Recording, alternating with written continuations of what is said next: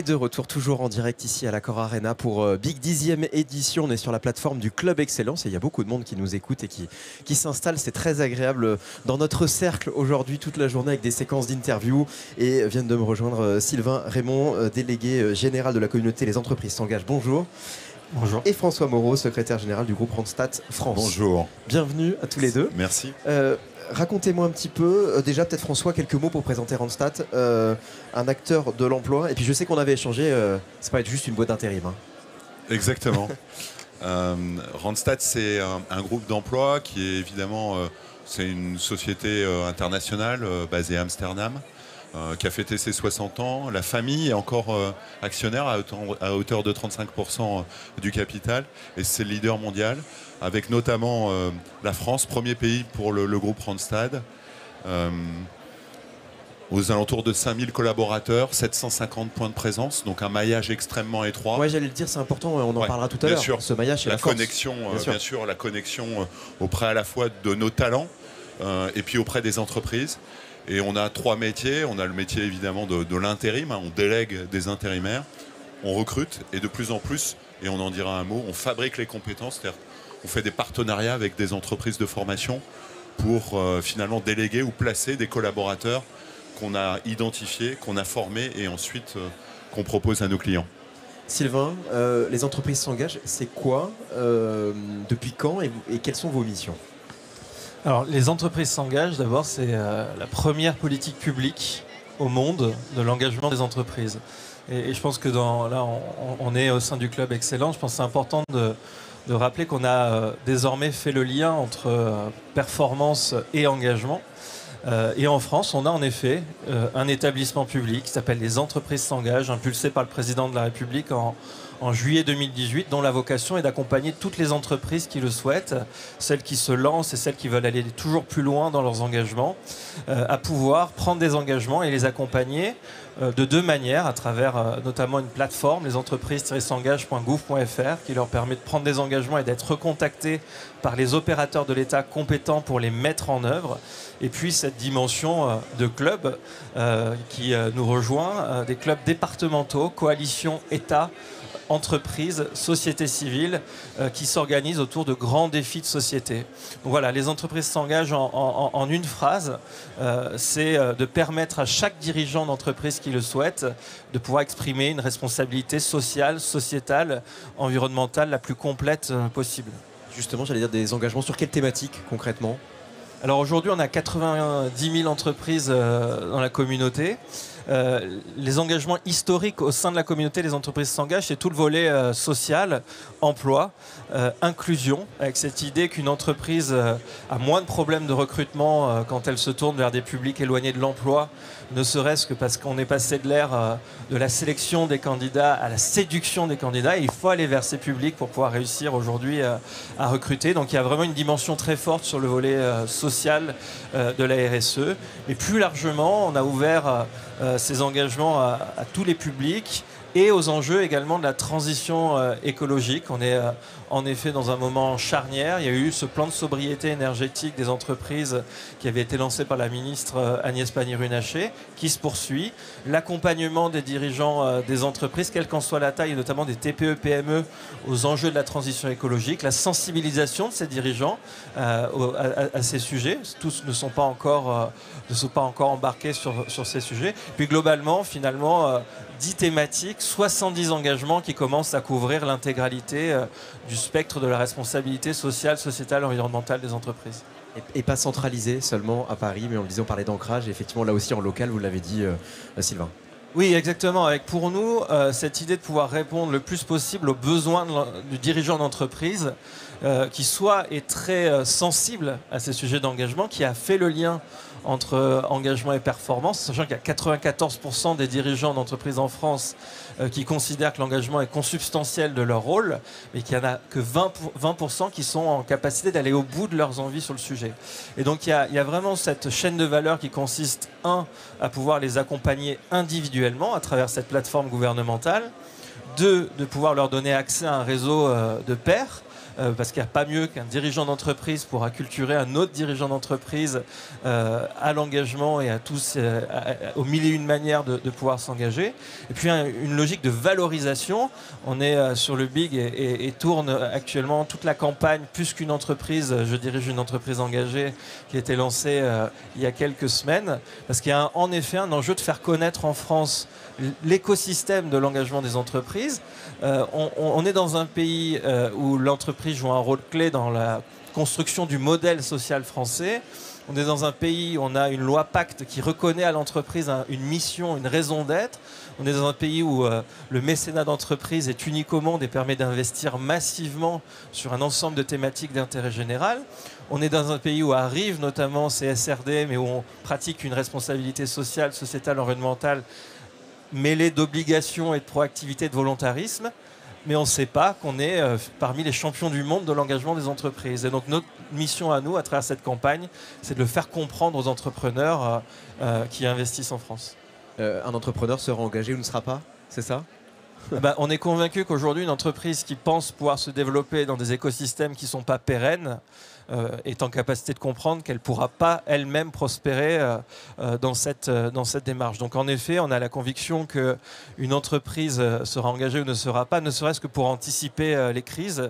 Il y a un certain nombre d'études, des baromètres qui font état qu'en effet, une entreprise qui s'engage est plus performante, je l'évoquais, ça c'est des anciennes études de France Stratégie, mais sont beaucoup plus solides face aux crises, beaucoup plus résilientes, ont la capacité de faire pivoter beaucoup plus facilement leur chaîne de production. La crise du Covid a été un exemple en la matière. Et donc, en effet, plus on est engagé, plus on est ouvert sur son écosystème, plus on contribue aux fragilités, à la prise en charge des fragilités de son écosystème, plus on est performant. Donc oui, on est convaincu que l'entreprise de demain sera engagée ou simplement ne sera pas. Sylvain, pourquoi on va proposer à François d'être avec nous pour cette séquence ? Parce qu'en fait, on partage déjà, notamment sur le volet social et sur le champ de l'inclusion, une même raison d'être, celle qui est de se dire que derrière chaque recrutement, aujourd'hui, se cache un engagement profond de l'entreprise. Aujourd'hui, vous savez, en matière de recrutement, c'est fini le temps où les CV arrivaient sur le bureau du DRH. On se rend compte qu'il faut aller vers. C'est toute la philosophie et la transformation de l'un de nos membres constitutifs, notamment qu'est France Travail. Cette idée, et d'ailleurs, c'est une philosophie, le fait d'ouvrir ses portes à des candidats et à des profils auxquels on n'aurait pas forcément pensé initialement. Et là, on en a un exemple en la matière. Le fait que ça soit porté déjà au plus haut dans l'entreprise, parce que notre enjeu, c'est de faire en sorte de relier plusieurs aspirations à l'engagement, celle du collaborateur sur le terrain qui est souvent en crise de sens, qui veut redonner un sentiment d'utilité, en tout cas à ses compétences. Et là, on a un exemple de dirigeant qui est hyper actif au sein de la communauté et en dehors sur ces enjeux d'engagement. Et puis surtout, parce que les spécialistes justement de l'emploi en France sont en avance sur tous ces dispositifs les plus innovants en matière de recruter autrement. François pourra parler mieux que moi de ces dispositifs, mais en tout cas ces dispositifs qui permettent d'aller vers, de complètement sortir des sentiers battus dans des logiques de recrutement plus inclusifs. François, à ce que vient de dire Sylvain là, sur les engagements. Oui, peut-être on a parlé de responsabilité sociale, responsabilité sociétale. Je pense qu'il y a aussi une responsabilité économique, c'est-à-dire qu'on est dans une période qui est peut-être un petit peu moins favorable que ces 2 dernières années, où on a vu que le sujet de la pénurie de talents était quelque chose qui allait être malheureusement pérenne, malheureusement durable, de par simplement le fait qu'on assiste à un vieillissement de la population, et donc il va y avoir les nouvelles classes, les nouvelles générations qui vont arriver sur le marché du travail seront moins nombreuses que les précédentes. Donc mathématiquement, il y aura moins de talents. Et donc, il se trouve qu'en France, même si les politiques, la croissance économique a créé de l'emploi massivement, on a un taux de chômage qui est relativement élevé, qui reste élevé, et c'est peut-être des populations, des viviers qui n'ont pas été suffisamment sollicités ces dernières années. Je pense aux jeunes, il faut rappeler qu'on a quand même encore 1,5 million de jeunes ni en emploi, ni en formation. Et donc comment on va les chercher? Et j'y reviendrai. On a les personnes en situation de handicap, on parle de pénurie de talent. Ces populations ont un taux de chômage qui est malheureusement le double, donc 13% par rapport à la population générale. On a les seniors, on en a parlé peut-être à propos de la réforme des retraites, où on a découvert qu'on avait un taux d'emploi des seniors qui était particulièrement faible. Et donc, on a quelques viviers comme ça, et la situation nous oblige à la fois y aller à plusieurs. Et ça, c'est le principe de la communauté. On parle du club de l'excellence. Nous, on a notre communauté des entreprises s'engagent, où ce qui est intéressant, c'est qu'il y a à la fois les institutionnels, la puissance publique, notamment France Travail, mais pas que, et puis les entreprises. Et ce que je trouve extrêmement intéressant, et c'est comme ça qu'on le vit chez Randstad, c'est qu'il faut que ce soit vécu au plus proche du terrain. Et donc, il y a des clubs, comme l'a dit Sylvain, il y a des clubs départementaux. Donc, on va au plus près, finalement, des entreprises et des talents. Et nous, on a décliné ces clubs nationaux par Randstad s'engage. Donc, dans chaque département, on a chez nous un responsable, souvent un responsable d'agence ou un responsable de région, qui va intervenir pour le club. On va détailler un petit peu quelques opérations qui sont menées. Je pense au tram vers l'emploi, par exemple. Ouais, c'est un très bon exemple, puisque on y était à Bordeaux. Donc le tram de l'emploi, c'est toujours ce souci d'aller dans des quartiers où on n'avait pas l'habitude de recruter et d'avoir le côté innovant et un peu de sortir de l'ordinaire. Donc c'est la 3e édition. Ça a été initié notamment par Airbus à Nantes. Ensuite, ça a été décliné à Toulouse. Et la semaine dernière, c'était à Bordeaux. L'idée, c'est d'utiliser le tram pour aller vers les utilisateurs du tram. Et puis d'avoir dans 3 stations, notamment au centre, Bordeaux Métropole, mais aussi dans des quartiers, on va dire, un peu en dehors de la métropole, sur lesquels il y a peut-être moins d'activité économique, d'aller vers et d'avoir un certain nombre d'entreprises partenaires pour rencontrer des talents et leur montrer qu'il y a un certain nombre d'opportunités qui sont disponibles. Et ça, on est capable de le faire à la fois le tram, vous en avez parlé, mais aussi au travers du sport, le stade vers l'emploi, où on utilise le stade pour faire venir des demandeurs d'emploi et de faire des exercices physiques entre à la fois des demandeurs d'emploi et des recruteurs, sauf que le recruteur est toute la matinée anonyme, donc il fait partie finalement des équipes, mais il va découvrir quelles sont les qualités, ce qu'on appelle les soft skills, et puis ensuite il va se découvrir et rencontrer un certain nombre de demandeurs d'emploi où il a vu ces fameux talents s'exprimer pendant les exercices physiques. Donc à chaque fois on essaie de dépasser et de sortir du cadre, du CV et du bureau, et ça marche très bien. Sur le sujet de l'inclusion, je sais qu'il y a un sujet aussi qui est important et qui vous tient à cœur, c'est l'emploi des personnes en situation de handicap. Je crois qu'il y a 13%, non, c'est ça, de chômeurs. Vous faites quoi justement et quelles sont les opérations qui sont menées? Donc on a monté une joint venture sociale qui s'appelle Cliff, Cliff par Randstad. Donc il y a un réseau d'agences dédiées aux personnes en situation de handicap. Joint venture sociale, une entreprise adaptée qui connaît bien ces populations et un acteur de l'emploi qui est Randstad.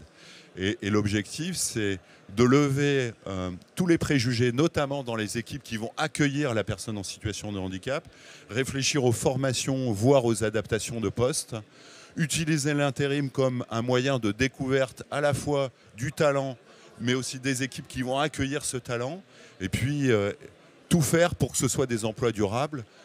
Intérim d'abord, CDD, CDI, on a des très beaux parcours aujourd'hui. C'est un petit réseau, aujourd'hui c'est 7 agences dans 7 régions différentes, mais on espère couvrir toute la France bientôt. Sylvain, ça vous évoque quoi? Quelle est votre réaction? Est-ce que vous venez d'entendre des opérations menées par François que vous connaissez bien? Oui, bien sûr, sur chacune de ces opérations, notre ambition et ce qu'évoquait François est très important. C'est-à-dire que les entreprises s'engagent, c'est une coalition publique, privée, société civile, avec cette idée qui est très simple, que seul on va plus vite, ensemble on va beaucoup plus loin. Et donc cette force de la coalition, c'est que ces dispositifs qui s'inventent à l'échelle des clubs départementaux, le stade vers l'emploi, ça vient des Hauts-de-France, le tram de l'emploi est né dans Loire-Atlantique, on a le recrute ton boss qui est né dans le Puy-de-Dôme. Aujourd'hui, en l'espace de quelques mois, on est passé de quelques centaines à quasiment des milliers d'opérations qui sont programmées et qui intègrent directement les actions de France Travail en tant qu'opérateur principal de l'État sur ces sujets. Et donc nous, on a l'habitude de dire que les entreprises s'engagent et avec ces dirigeants-là, ça devient une véritable fabrique de l'innovation sociale et au-delà de ça, de la politique publique renouvelée, on trouve en impact, en efficacité, en travaillant plus spécifiquement ensemble et en croisant les regards. Et le point important, c'est que c'est des mondes qui avaient tendance à pas trop se parler. Et l'excellence, puisque c'est le nom du club ici, parfois c'est d'accepter de comprendre qu'on n'a pas les mêmes langages, on n'a pas les mêmes cultures, mais parfois on a la même raison d'être, la même passion, les mêmes combats, et qu'il y a un enjeu de réconciliation entre ces mondes qui passe par l'envie de dirigeants d'un côté et des dispositifs comme nous, et c'est de faire en sorte que chacun puisse, avec son regard, essayer de régler le plus vite possible un sujet de société. C'est vraiment la méthode de ce qu'on porte. François, je vous vois approuver pour réussir ce pari d'un monde du travail plus juste, plus efficace, plus inclusif. Il faut que tout le monde soit réuni.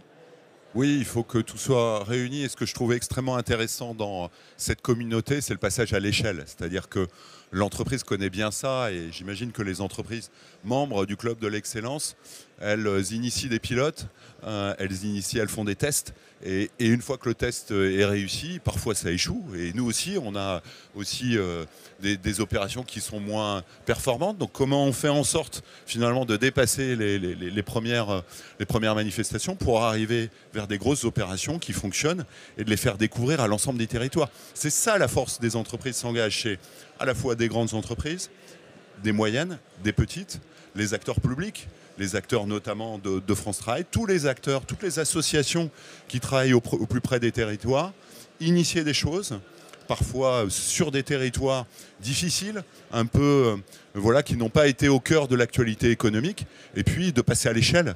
Et le tram de l'emploi ou du stade vers l'emploi, c'est 2 opérations, et il y en a bien d'autres, qui, en l'espace de quelques années, en l'espace de quelques mois, intéressent un certain nombre de territoires. Et c'est ça la richesse pour moi. J'ai une dernière question. Le passage obligé ici quand on vient sur cette scène aujourd'hui. On parle de progrès aujourd'hui, c'est la thématique de Big. Sylvain, le progrès, ça évoque quoi pour vous? Moi, je vais le relier obligatoirement à ce sujet de l'engagement. C'est de se dire que nos entrepreneurs s'emparent purement et simplement de ce que j'évoquais en introduction, c'est-à-dire de tous les dispositifs aujourd'hui qui leur permettent d'aller plus loin. Je faisais le lien entre engagement et performance. Très clairement, on le voit, plus une entreprise s'engage, plus elle est solide face aux crises qui viennent. Donc voilà, donc moi, mon enjeu, c'est de pouvoir leur dire, venez faire ces premiers pas au sein des entreprises s'engagent, allez toujours plus loin dans ces engagements, et vous serez justement dans cette logique de progrès, démarche de progrès continue en effectuant cela. C'est quoi le progrès pour Randstad? C'est l'amélioration continue. Je pense que on avait une France, et on est bien placé, puisqu'on est un groupe international, donc on connaît bien les marchés du travail dans beaucoup de pays dans le monde.